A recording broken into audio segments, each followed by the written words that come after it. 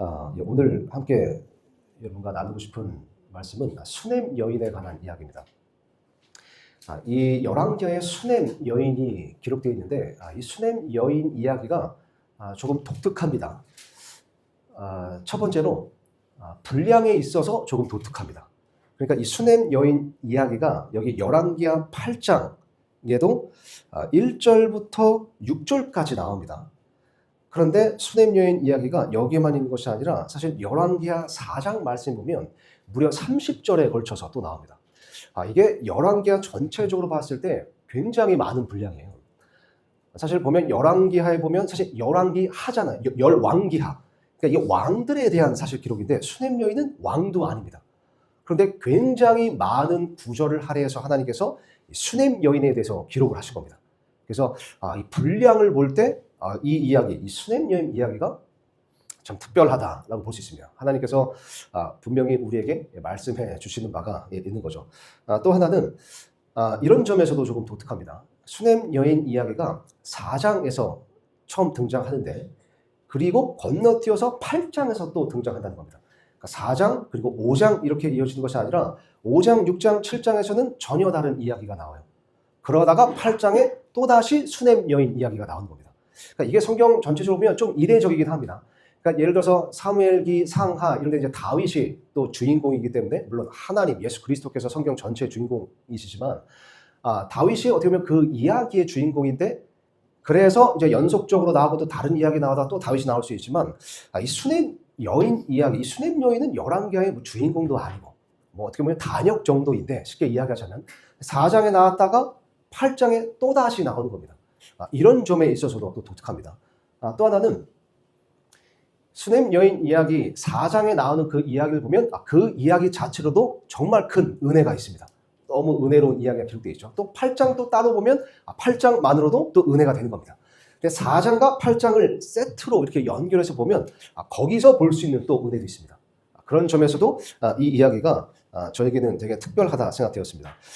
이 무려 4장, 8장 총 36절의 분량의 수냄 여인 이야기가 나온다는 것이 이게 얼마나 큰 분량이냐면요.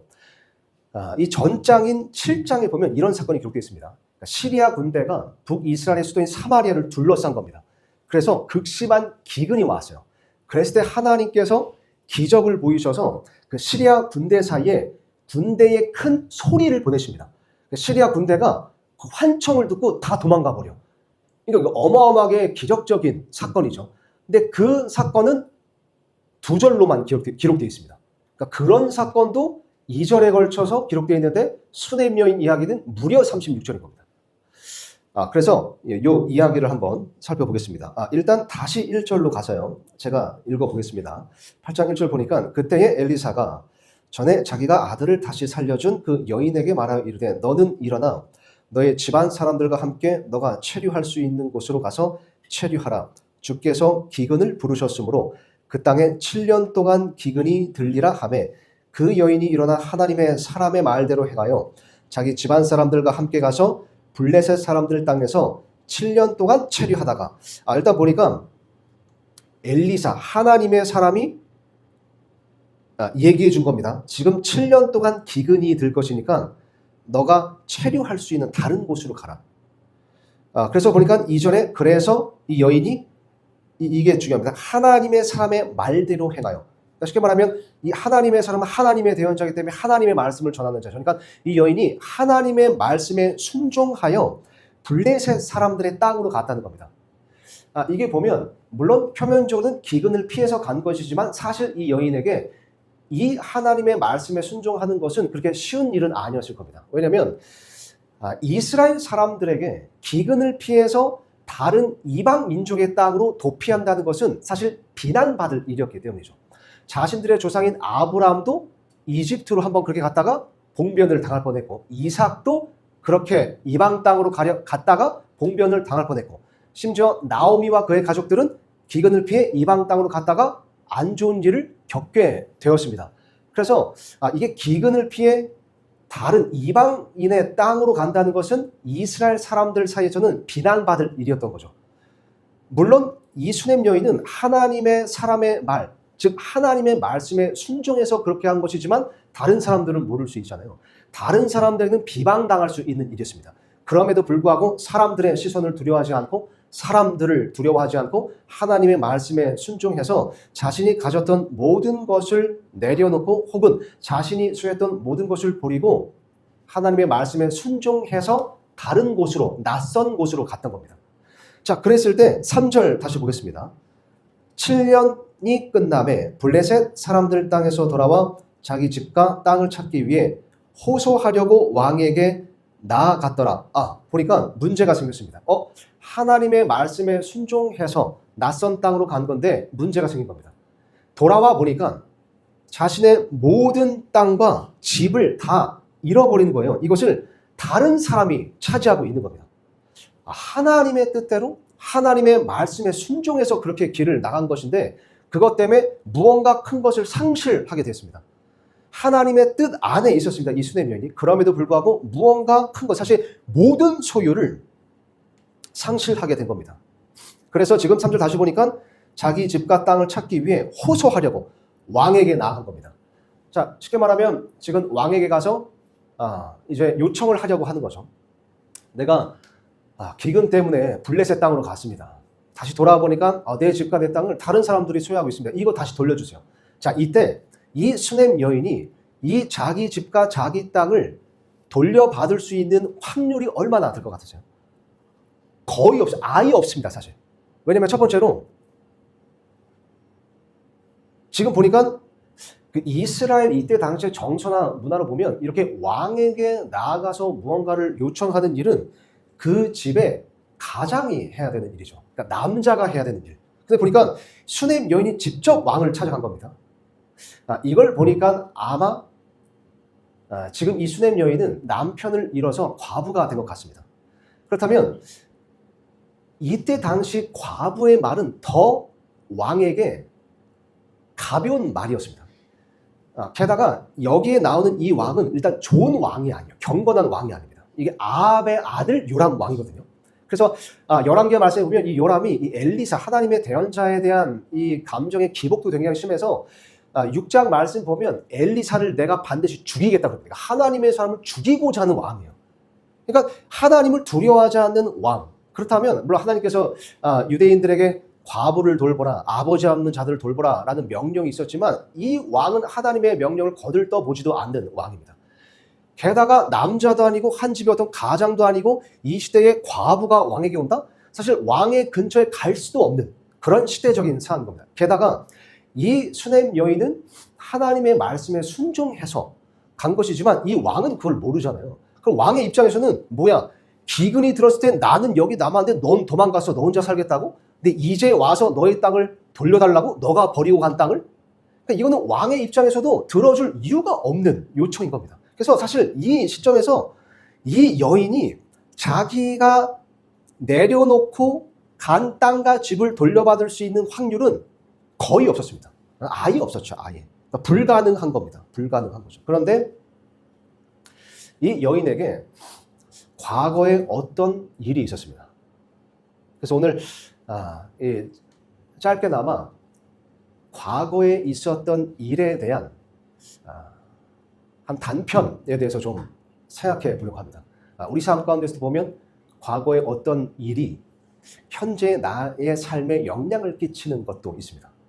그래서 하나님께서 그런 모든 것들, 시간을 초월해 계신 하나님께서 그 가운데 어떻게 섭리하시는가, 이 부분을 좀 살펴보려고 합니다. 자, 1절 다시 보니까 그때에 엘리사가 전에 자기가 아들을 다시 살려준 그 여인. 이게 열왕기하 4장에 나옵니다. 열왕기하 4장으로 한번 가보겠습니다.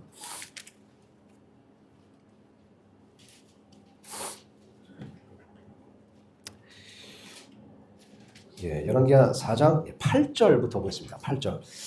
8절부터 보면 수넴 여인 이야기가 등장합니다. 열왕기하 4장 8절입니다. 아까 열왕기하 8장을 현재라고 본다면 열왕기하 4장은 그녀의 과거가 되는 겁니다. 과거에 이런 일이 있었습니다. 하루는 엘리사가 수넴으로 건너갔는데 거기에 창대한 여인이 하나 있더라. 이거 굉장히 부유한 여인이었던 거죠. 그녀가 그에게 강권하여 빵을 먹게 하므로 그가 지나갈 때마다 빵을 먹으러 거기로 들어갔더라. 그러니까 이 수냄 여인의 이제 캐릭터가 나옵니다. 그러니까 하나님의 사람이 지나가면 그냥 두지 않아요. 그래서 그에게 빵을 먹게 강권을 할 정도로.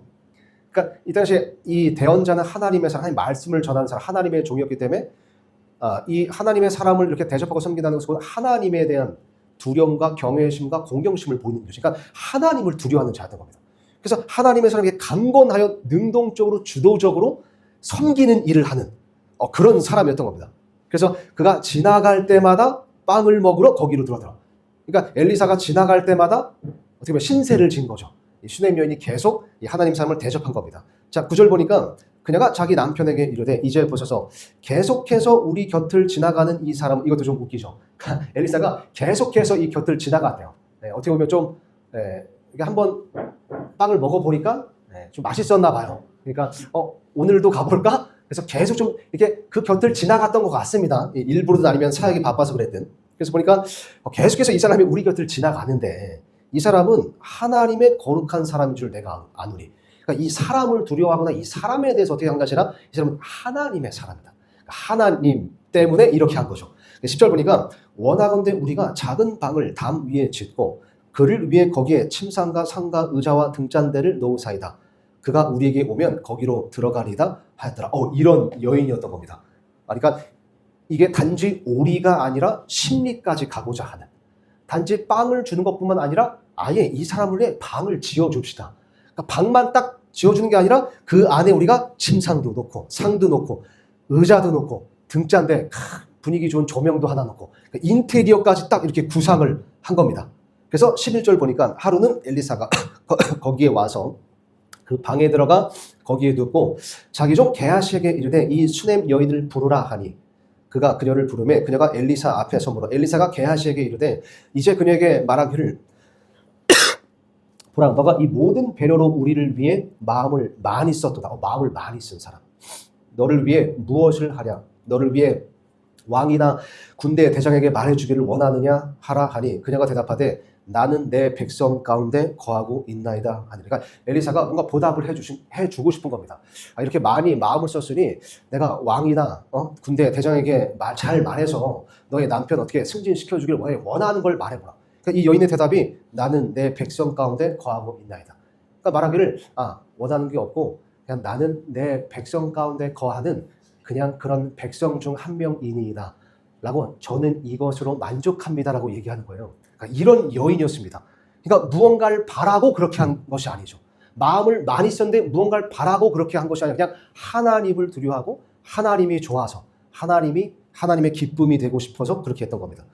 자, 그러자 14절 보니까 엘리사가 이르되 그러면 그녀를 위해 무엇을 할까 하매 게하시가 대답하되 참으로 그녀에게는 아이가 없고 그녀의 남편은 늙었나이다 하므로 그녀의 남편이 이 시점에서 늙었다고 한 거 보니까 그래서 아마 이 남편을 일찍 잃었던 것 같습니다. 그래서 8장에서는 과부가 된 것 같습니다. 어쨌든 그래서 아이가 없었습니다.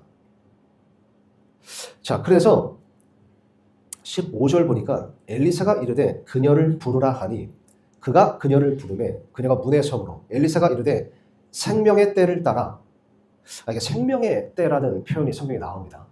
그러니까 이것을 뭐 몇 가지로 이제 해석할 수 있겠지만 성경 어떤 말씀의 생명의 때에 대한 구절을 보면 그 문맥을 보면 이게 이런 의미도 있어요. 그러니까 하나님께서 생명이 태어나게 하시는 어떤 때, 그 타이밍을 갖고 계시다는 겁니다. 그래서 하나님께서 정하신 때라는 거죠. 그래서 하나님께서 정하신 생명의 때를 따라 이맘때에 너가 아들을 낳으리라 하니 그녀가 이르되 아니니이다. 내 주 곧 하나님의 사람이요 당신의 여종에게 거짓말을 하지 마옵소서 하니라. 이렇게 믿음이 좋은 여인인데 대답이 저는 개인적으로 조금 의외다라고 생각했습니다. 아니 하나님의 사람, 하나님의 말씀을 전하는 사람한테 거짓말하지 마세요라고 얘기하는 겁니다. 그러니까 뭔가 이 여인에게 이게 조금 아픈 구석이었던 것 같습니다. 여기 성경에 쓰여있지 않기 때문에 함부로 단정할 수 없지만 어쩌면 이 여인은 아이를 갖지 못하는 것으로 인해 많이 힘들었나 봐요. 어쩌면 이 여인이 그동안 계속 기도했을 수 있습니다. 하나님을 두려워하는 사람이기 때문에, 믿음의 사람이기 때문에 하나님 저에게도 아들을 주세요. 저에게도 자녀를 주세요. 기도하고 1년, 2년, 3년, 4년, 10년 이상을 기도했지만 하나님께서 침묵하시고 자신의 기도에 응답해 주시지 않는 것을 어쩌면 경험했을 수도 있습니다. 그래서 더 이상 기도하는 것을 멈췄을 수도 있죠. 이건 마치 희망 고문 같다. 더 이상 기도하지 말아야겠다. 그래서 어쩌면 이게 이 여인에게 아픈 구석이었을 수도 있고, 어쩌면 사실 이때 당시 자녀를 갖지 못한다는 것은 이 사람들에게 되게 안 좋은 평판을 가질 수 있는 일이고 그런 시대였습니다. 왜냐하면 성경 다른 곳에 보면 물론 율법 시대, 유대인들 주신 율법 시대지만 하나님께서 자신의 백성을 징계하신 혹은 어떤 사람을 심판하시는 모습 중 하나로 자녀를 주지 않는 모습이 기록되어 있기 때문에, 그래서 이때 당시 사람들에게는 자녀가 없다? 저 사람에게 뭔가 문제가 있는 것 같아. 그건 하나님께서 저 사람의 가정을 저주하신 건가? 저주받은 사람 아니야? 이렇게 비난 혹은 조롱을 받았을 수 있습니다. 이 시대는 그런 시대였기 때문이죠. 오늘과 달리. 그래서 이 여인에게 뭔가 어떤 상처가 있는 거, 혹은 임신을 했었는데 유산이 됐었거나, 한 번도 아니고 두 번? 그러니까 뭔가 딱 너가 아들을 안으리라고 했을 때 이게 마치 이 여인의 아픈 구석에서 거짓말하지 마옵소서. 지금까지 이 자녀 문제에 대해서 나한테 잘 된 적이 없습니다. 약간 이런 뉘앙스가 왔습니다. 그래서 거짓말하지 마옵소서. 그런데 17절 보니까 그 여인이 수태하여 생명의 때를 따라 엘리사가 그녀에게 말해준 그때에 아들을 낳았더라.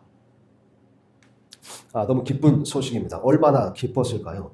그런데 18절 다음 구절입니다. 그 아이가 자랐을 때에 하루는 수확하는 자들에게로 나가 자기 아버지에게 가서 자기 아버지에게 말하되 내 머리야 하며 두통이 생긴 겁니다.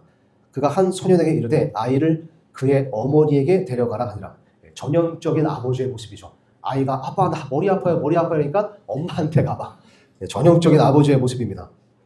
그래서 20절 보니까 그 소년이 아이를 취해 그의 어머니에게 데려갔는데 아이가 정오까지 그녀의 무릎에 앉았다가 죽으니라. 이 비극적인 일이 이 여인에게 일어났습니다. 잘은 모르지만 이 여인에게 이런 어떤 자녀 문제에 대해서 아픈 일이 있고 아픈 구석이 있었는데 결국 또 그 아이마저 죽게 되는 거예요. 이 심적 고통이 어땠을까요? 역시 하나님께서 나에게 자녀 복을 주실 리 없어. 어쩌면 하나님 도대체 나한테 왜 이러시는 겁니까? 너무 비극적인 일입니다. 이 아이가 죽으니라. 사실 이 표현은요, 이게 그냥 일반적으로 혹은 세상적으로 인간적으로 생각해 보자면 이것은 이런 말이죠. 희망이 없다는 겁니다. 아이가 알아 누웠더라가 아니라 죽었더라. 이 무슨 희망이 있습니까? 죽었는데. 자, 우리가 근데 이 이야기를 또 읽어보신 분들은 잘 알고 있습니다. 그래서 이 여인이 이 아이에 대해서 이제 엘리사를 찾아가죠. 시간상 조금 밑으로 내려오셔서 27절부터 보겠습니다. 27절 보니까 엘리사를 찾아가는 겁니다. 여인이. 그래서 27절에 산에 있는 하나님의 사람에게 다가가서 그의 발을 붙잡으니라. 발 앞에 엎드린 겁니다. 그러나 게하시가 가까이 와서 그녀를 밀어내려 하며 하나님의 사람이 이르되 그녀의 혼이 그녀의 손에서 괴로워하니. 얼마나 괴롭겠습니까? 믿음의 사람이어도 이런 일을 당하면 괴롭고 또 괴롭습니다. 그녀를 가만히 두라. 주께서 그것을 내게 숨기시고 내게 이르지 아니하셨도다 하니라. 그러니까 심지어 하나님께는 이런 하나님의 대언자, 하나님의 사람, 이런 믿음의 사람에게도 숨기시는 일이 있습니다. 그래서 아무리 믿음이 좋아도 어떤 일이 일어났을 때 그 일이 왜 일어났는지 우리가 그 이유를 다 알지 못할 때가 있습니다. 아무리 믿음이 좋아도 하나님 도대체 왜 이런 일을 허락하십니까? 우리도 삶을 살아갈 때 이유를 모르는 일이 일어나기도 합니다. 도대체 이 일이 왜 일어났을까? 하나님 도대체 왜 이런 일을 내 삶에 허락하십니까? 난 이유를 모르겠습니다. 하나님의 사람에게도 숨기신 일이 있었습니다. 숨기신 일. 자, 그래서 다음 구절 28절 보니까 그때에 그녀가 이르되 내가 내 주에게서 아들을 바라더이까 내가 말하기를 나를 속이지 마소서 하지 아니하더이까 하니. 또 이제 호소하는 거죠. 내가 말하지 않았습니까? 하나님이 나에게 자녀에 대해서 이런 복을 주신 적이 없다고 그동안. 분명히 어떤 과거에 이 이전에도 뭔가 일이 있었던 것 같습니다. 그러자 29절 그때에 엘리사가 게하시에게 이르되 너의 허리를 동이고 내 지팡이를 손에 들고 너의 길로 가라. 시간상 생략하고 그래서 이제 이 이하 구절 보면 이 여인이 엘리사가 시킨 대로 했을 때 그 아이가 다시 살아났습니다. 이게 어마어마한 기록이고 우리가 그래서 이 이야기만큼 성경을 한번 쭉 읽어보실 분이라면 이 이야기만큼은 잊어버리지 않죠. 왜냐하면 아이가 죽었다는 것은 희망이 전혀 없다는 뜻인데 하나님께서는 희망이 전혀 없어 보이는 상황 가운데서도 역전하시고 반전을 주시는 하나님이신 겁니다. 죽은 자를 살리실 수도 있는 하나님. 그분께서 원하신다면 완전히 희망이 없는 죽은 상황도 살리실 수 있습니다. 내가 볼 때 나의 어떤 문제가 나의 어떤 상황과 환경이 이건 진짜 희망이 없다. 이제 다 끝났다. 완전 인생 망했다. 인생 종쳤다. 그러나 하나님은 죽은 자도 살리시고 죽은 상황도 살리시고 죽은 문제도 살리실 수 있는 하나님이신 겁니다. 자, 그래서 이 이야기가 이렇게 은혜롭습니다. 그래서 이 자체로도 이야기 자체도 하나님께 영광이 되고 또 이 여인에게도 얼마나 참 기적적인 일이 됐겠습니까? 여러분들 오늘 좀 더 이 부분을 더해서 좀 생각해 보려고 합니다. 하나님께서 이 여인의 아들이 죽는 것을 허락하셨다가 다시 살리셨습니다. 물론 하나님께서 어떤 일을 허락하시고 어떤 일을 하시는 데는 그 일을 우리 사람이 다 할 수는 없죠. 그분은 입체적으로 일하시는 분. 그래서 그분께서 일하실 때는 참 복합적인 이유가 있습니다. 그래서 정확히 다 우리가 이유는 알 수 없지만 표면적으로 생각해보면 하나님이 살리실 거면 왜 또 죽는 걸 허락하셨지? 그렇게 하시면 이 여인에게 어쨌든 잠깐뿐이라도 또 상처가 될 텐데 어쩌면 이 여인은 또 그래서 또 불안해할 수도 있잖아요. 물론 믿음이 여기서 증대됐겠지만 그러니까 인간적으로 얘기하자면 왜 이 일을 허락하신 거지 하나님이? 어차피 살리실 거면 그럼 안 죽게 하실 수 있잖아요. 아예 애초부터 이런 일이 일어나지 않도록 하실 수 있는 분이죠. 하나님은 죽은 자를 살리실 수도 있지만 아예 이런 일이 일어나지 않도록 하실 수 있는 분. 왜 그러셨을까요? 물론 1차적으로 하나님께 영광이 되었고 이 여인에게 또 믿음의 증대가 되었고 그런데 오늘 이 4장을 8장과 연결해서 보면 또 하나의 유익이 있었습니다. 또 하나의 유익이. 그러니까 여러분 이것을 꼭 기억하셨으면 좋겠습니다. 성경에 고난, 시련, 시험 이런 것들이 나올 때 항상 보면 그런 말씀들 보면 무언가를 이루리라 이런 말이 꼭 거의 대부분 나옵니다. 그러니까 고난은 고난으로 끝나지 않는 겁니다. 믿음의 사람에게 고난, 시련, 시험은 그걸로 끝나지 않고 뭔가를 항상 이루어요. 합력해서 선을 이루고 뭔가 하나님의 형상, 예수님의 닮은 성품을 내 안에 이루고 무언가를 이루는 겁니다. 인내를 이루고 인내는 체험을 이루고 체험은 소망을 이루고 그래서 이 사람의 이 과거 일이 또 이룬 하나 오늘 좀 보도록 하겠습니다. 다시 8장으로 갑니다. 이미 또 수넴 여인 이야기 잘 아시는 분은 이미 알고 계시고 또 눈치를 채셨겠지만 자 8장 아까 3절까지 읽었습니다. 자 3절까지만 딱 보면 이 여인이 집과 땅을 찾을 수 있는 방법은 없고 가능성은 없습니다. 근데 4절 보니까 왕이 하나님의 사람의 종 게하시와 이야기하며 이르되 원하건대 엘리사가 행한 모든 큰 일들을 내게 고하라 하니 엘리사가 죽은 몸을 다시 살린 일 이게 방금 읽었던 열왕기하 4장 이야기죠.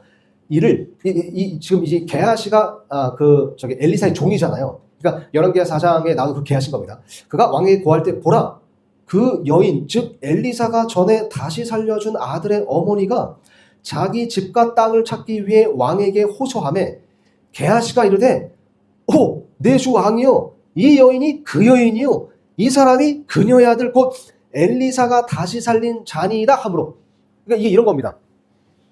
수넴 여인이 왕에게 집과 땅을 돌려달라고 요청하러 왔습니다. 근데 그때 마침 엘리사의 종 게하시가 이 왕과 이야기를 하고 있었던 거예요. 근데 마침 그때 왕이 이 게하시에게 다른 걸 물은 게 아니라 엘리사가 행한 기적적인 일들 중 기적적인 일들을 고하라 이렇게 얘기했죠. 엘리사가 행한 모든 큰 일들을 내게 고하라. 그러니까 엘리사가 행한 놀라운 일들을 다 나한테 얘기해 줘봐. 근데 마침 엘리사가 행한 큰 일들이 되게 많잖아요. 근데 마침 게하시가 그 많은 일들 중에 이 이야기를 하고 있었던 거예요. 수넴 여인 이야기를. 아니 어떤 여인이 있었는데 그 여인이 아들을 못 갖는 상태였는데 엘리사가 딱 예언을 해가지고 아들을 안게 되었는데 그 아들이 죽었는데 또 살렸습니다. 이 일을 많은 이야기들 중에 이 이야기를 얘기하고 있는데 그때 마침 이 여인이 들어온 거예요. 그래서 이 게하시가 이 여인이 아까 말한 그 여인이고 얘가 아까 말한 그 아들이에요. 이러니까 왕이 놀라서 혹은 감격해서 6절 보니까 왕이 그 여인에게 부르매 그녀가 그에게 거하니 이에 왕이 그 여인을 위해 한 직무 수행자를 임명하여 이르되 그녀에게 속했던 모든 것과 그녀가 그 땅을 떠난 날부터 지금까지 그 밭에서 난 모든 열매를 돌려주라 하더라. 8장도 기적입니다. 이 여인이 자신이 잃어버린 모든 것을 돌려받을 수 있는 확률이 전혀 없었는데 이 여인에게 과거의 어떤 일, 그것은 안 좋은 일이었습니다. 사실 그 일 때문에 여기서 가능성 없었던 일이 이루어진 겁니다. 모든 것을 다 돌려받게 된 거죠. 나의 과거에 있었던 어떤 일, 그것은 인간적으로 볼 때 안 좋은 일이고 가슴 아픈 일이고 괴로운 일이고 나에게 상처를 준 일들이지만 여기서 보니까 그 일들 또한 합력하여 선을 이루게 되었습니다. 자, 그런데 이게 다가 아닙니다. 저는 이 8장을 읽다가 이게 되게 미스테리했습니다. 여러분, 이 8장에서 제가 생각할 때 가장 미스테리한 건 이겁니다. 뭐냐면 지금 8장에 엘리사의 종 게하시가 왕하고 이야기를 하고 있다는 거예요. 여기 게하시가 나오고 게하시가 등장하는 게 제가 생각할 때 가장 미스테리입니다. 왜냐하면 열왕기하 4장에서 수넴 여인 이야기, 그리고 다음 장 5장에 보면 나만 장군 이야기가 나옵니다. 나만 장군 이야기 우리가 알죠. 나만 장군에게 나병이 들었습니다. 시리아의 장군이었죠. 근데 이 여종이 엘리사에 대해서 알고 있어서 어쨌든 이제 좀 긴 이야기 짧게 줄이자면 나만 장군이 그래서 하나님의 은혜를 입고자 치유함을 얻고자 엘리사에게로 간 겁니다. 그래서 결국 엘리사를 통해서 나만 장군의 나병이 고쳐졌죠. 나만 장군이 너무 기쁘니까 이때 당시에 나병은 진짜 끔찍한 병이잖아요. 불치병이잖아요. 평생 갖고 살아야 되는. 그러니까 나만 장군이 얘기한 겁니다. 엘리사한테 원하는 걸 말해봐라. 내가 뭐든지 주겠다. 내가 이제 보상을 해주겠다. 그래서 뭐 이렇게 막 금, 옷 이런 걸 이제 가지고 온 겁니다. 근데 엘리사가 나는 하나도 받지 않겠다고 거절하죠. 그래서 나만 장군을 돌려보냅니다. 자, 근데 게하시가 엘리사의 종 게하시가 엘리사 몰래 그 나만 장군을 쫓아갔습니다. 그러면서 거짓말하기를 저기 잠깐만요. 엘리사가 마음이 바뀌어서 금, 은하고 옷을 좀 달래요. 그래서 게하시가 금, 은하고 옷을 취해서 자기가 갔습니다. 그러니까 이 게하시는 금, 은하고 옷에 대한 탐욕이 있는 사람이었나 봐요. 금, 은과 옷을 달라고 요구했습니다. 자, 그게 이제 5장에 나온 내용인데 그 5장이 어떻게 끝나냐면 그래서 엘리사가 그것을 알게 되어서 너가 지금부터 영원토록 나병을 갖고 살게 되리라. 나병이 너에게 영원토록 붙어 있으리라. 그래서 5장이 어떻게 끝나냐면 그래서 게하시가 나병 환자가 된 채 엘리사를 떠났더라. 이게 5장입니다. 그리고 6장에서 시리아 군대가 이 북이스라엘 사마리아를 둘러싸요. 그래서 극심한 기근이 들었습니다. 얼마나 극심한 기근이었냐면 그 6장에 보면 이런 내용이 소개됩니다. 사람이 사람을 잡아먹어요. 그래서 이 요람 왕이 열받아가지고 엘리사를 내가 반드시 죽이겠다고 선포합니다. 그렇게 끝나죠. 6장이 그렇게 끝납니다. 자, 7장입니다. 7장은 어떻게 되냐면 아까 처음에 언급했던 그 이야기. 하나님께서 사마리아를 둘러싼 시리아의 군대에 큰 군대 소리를 보내셔서 그 시리아 군대 사람들이 다 도망간 겁니다. 그래서 기근이 그렇게 끝나거든요. 자, 근데 7장에 등장인물이 있습니다. 성경은 이렇게 기록합니다. 나병 환자 4사람. 7장에 나병 환자 4사람이 이렇게 이야기합니다. 야, 우리가 이렇게 굶어 죽느니 그냥 시리아 군대로 가서 거기서 항복하자. 그러면 그들이 우리를 죽이거나 아니면 우리를 받아줘서 우리가 살게 되겠지. 그래서 야, 믿져야 본전이야. 그냥 죽었다 치고 가자 해서 가봤는데 이게 웬걸 시리아 군대가 다 도망간 거예요. 그래서 이 4명의 나병 환자가 어떻게 써있냐면 은과 옷을 노략하였더라. 그래서 그것을 취해서 숨겨놨다고 쓰였습니다.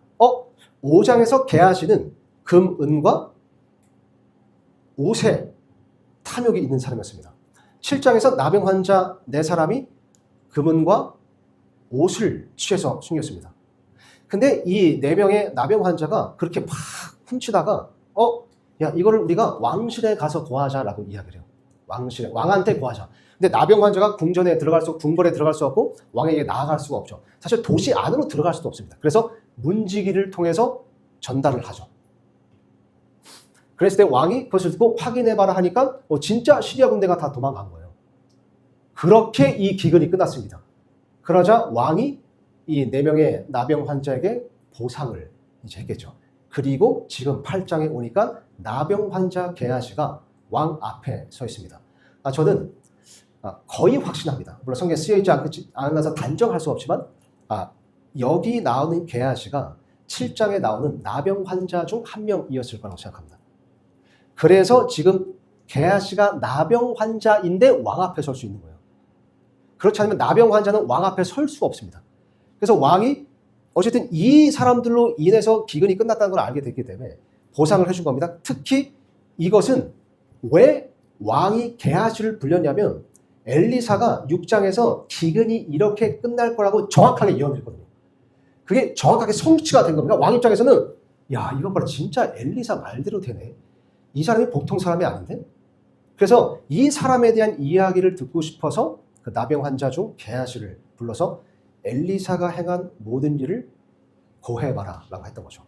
그때 엘리사가 그 일 중에 수넴 여인 이야기를 했고 그때 수넴 여인이 와서 왕이 그 수넴 여인에게 이제 호의를 베풀게 된 겁니다. 그러니까 저는 성경에서 개인적으로 이런 이야기를 되게 좋아합니다. 그러니까 이런 이야기 읽으면 이런 타이밍? 이런 하나님의 섭리? 진짜 하나님은 내가 전적으로 신뢰할 수 있는 분이구나. 그러니까 나는 어떤 일이 일어나든 어떤 문제가 내 삶에 닥치든 하나님 옆에만 붙어 있으면 되는구나.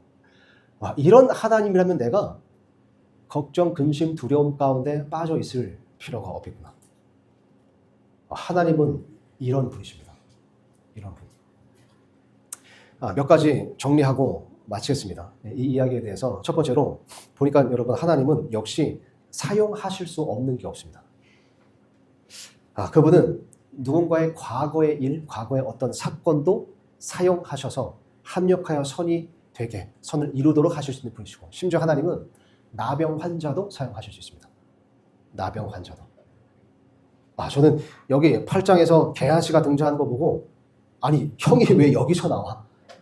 왜 게하시가 어떻게 여기 이렇게 있을 수 있지? 왕 앞에? 근데 5장, 6장, 7장 통해서 여기에 서 있게 된 겁니다. 이게 보면 8장에 게하시가 없었어도 수넴 여인 그 엔딩이 없었을 겁니다.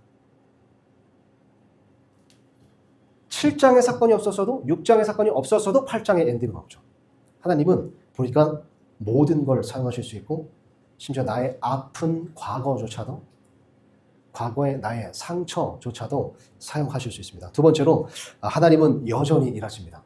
4장 수넴 여인의 아이를 살려주셨습니다. 근데 그걸로 끝이 아니었죠. 하나님께서 야 내가 이제 아이 살려주셨으니까 이제 끝 나는 갈 게가 아니라 계속 5장, 6장, 7장 그래서 수넴 여인이 7년 동안 낯선 땅에 있을 때에도 계속 수넴 여인을 위해 무언가를 일하고 계셨고 무언가를 예비하고 계셨고 계속해서 섭리하고 계셨던 겁니다. 그래서 8장에 또 나오죠. 하나님은 여전히 우리 가운데 일하고 계십니다. 그분이 우리 눈에 보이지 않는 순간에도 그분은 여전히 무언가를 준비하고 계시고 예비하고 계십니다. 세 번째로 보니까 여러분 무언가를 여러분 기다리고 인내하고 계시다면 그 인내는 놀라운 체험을 이룰 겁니다. 무언가를 기도하면서 뭔가를 소원하면서 혹은 어떤 문제가 해결되기를 기다리고 인내하고 인내한다면 놀라운 체험을 이룰 겁니다. 여기서도 우리는 볼 수 있죠. 하나님의 타이밍은 진짜 완벽하다. 수냄 여인에게 아이를 주셨던 그 타이밍, 그 생명의 때. 수냄 여인은 어쩌면 하나님 왜 이렇게 느리신가? 기도응답에 왜 이렇게 느리신가? 라고 생각했을 수 있지만 좋은 타이밍이었습니다. 그리고 또 그녀가 이스라엘로 돌아왔을 때, 왕에게 나아왔을 때, 그때 마침 게하시가 있었고, 그때 마침 그 이야기를 하고 있었고, 그때 마침 여인이 들어온 겁니다. 하나님께서 이끄시는 타이밍이 가장 좋은 타이밍입니다. 이것을 신뢰하고 믿으셔야 합니다. 때때로 내가 생각하는 타이밍과 하나님의 타이밍이 다를 때가 많죠. 나는 지금이 하나님 딱 좋은 타이밍, 지금 이걸 해결해 주시는 게 딱 좋은 타이밍입니다. 근데 하나님께서 가장 좋은 타이밍을 알고 계십니다. 네 번째로, 여러분 하나님 뜻 안에서 무언가를 희생하셨거나 혹은 잃어버리셨다면 반드시 풍성이 되찾으실 겁니다. 수냄 여인은 하나님의 뜻 안에서 혹은 하나님의 뜻에 순종했음으로 인해서 무언가를 잃었습니다. 그랬을 때 결국 모든 것을 풍성히 되찾게 되었죠. 여러분이 하나님의 뜻 안에 계신 상태에서 혹은 하나님의 뜻으로 인해서 그 하나님의 뜻인지 우리 머리로 지금은 이해되지 않아도 어쨌든 그 뜻으로 인해서 무언가를 상실했다면 되찾으실 겁니다. 만약 이 세상에서가 아니라면 영원한 세상에서 풍성한 보상으로 되찾게 되실 겁니다. 마지막 다섯 번째입니다. 보니까 하나님께서는 나도 주목하십니다. 이 열왕기 하는 사실 왕들의 이야기입니다. 왕들의 이야기. 수냄 여인은 왕도 아니죠. 근데 하나님은 이 수냄 여인을 주목하고 계셨고 수냄 여인을 위해 일하고 계셨고 수냄 여인을 통해 영광을 받으셨습니다. 보면 열왕기하에 어떤 왕은 그 왕의 인생 전체가 한두 구절에 의해서 다 묘사가 끝납니다. 특히 불순종했던 왕은 한두 구절로 끝이에요. 이 나라를 다스렸던 높은 왕인데도 한두 구절입니다. 하나님 눈에 볼 때는. 믿음의 사람은 하나님께서 주목하고 계시는 겁니다. 어쩌면 단지 4장이 아니라 5장, 6장, 7장, 8장에 걸쳐서까지 어떤 면에서는 그 5장 전체가 다 어떤 면에서는 수냄 여인이 주인공이죠. 하나님께서 주목하신 사람. 어떤 높은 지위, 심지어 과부라고 높은 지위, 낮은 지위를 막론하고 심지어 과부라고 할지라도 하나님을 의지하고 두려워하는 그 여인, 그 사람, 그 낮은 자, 작은 자를 하나님께서는 그 한 사람 한 사람을 주목하시는 분이신 겁니다. 이 세상에서 대단한 자를 주목하시는 것이 아니라 그 한 사람, 과부라고 할지라도 그 한 사람을 주목하십니다. 그래서 여전히 오늘도 저와 여러분을 주목하고 계실 겁니다. 하나님 제가 뭐라고요? 나는 아무것도 아닌데. 그런데도 하나님은 하나님을 믿는 나를 보고 계십니다. 그리고 여러분의 그 믿음을 지금 보고 계시는 겁니다. 이런 상황, 이런 문제 가운데서도 얘가 이렇게 처신하고 행동하는구나. 그리고 그 믿음이 하나님을 기쁘게 할 겁니다. 믿음이 없이는 하나님을 기쁘게 하지 못하기 때문이죠. 기도하고 마치겠습니다.